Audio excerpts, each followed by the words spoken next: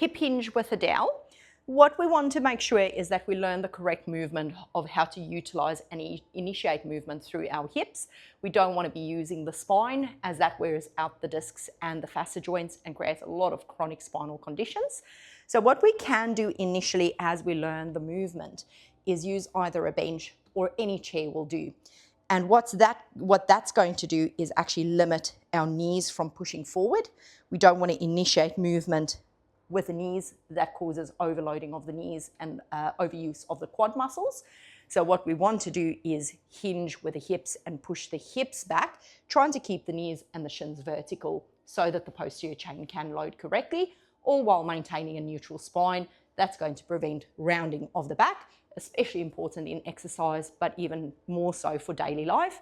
We bend anywhere from 800 to 5,000 times a day where we actually round the spine, and that's what we're trying to avoid. So you need a broomstick or dowel. 3 points of contact. We have the head, the upper back, and then the lower back, or more the sacrum. We want to maintain that slight curvature in the spine, but we don't want to relax and have that core disengaged and a pelvic tilt anteriorly, because that's now extending the lower back or arching the spine.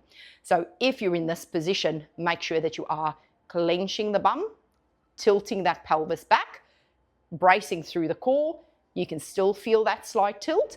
Now in this position, we're wrapping the shoulder blades around the stick, ensuring active shoulders, knees and feet hip width apart again, and we're going to push and drive those hips back, all while maintaining neutral spine, moving nice and slow down to the tension point and pushing and driving up through the heels again.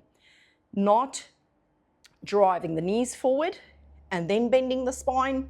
So if that tends to happen and you keep feeling the knees or the quads and you don't feel the glutes or the hamstrings, stand nice and close to your chair or your bench and drive the hips back, or just think you just want to move the hips or the knees without moving the knees forward.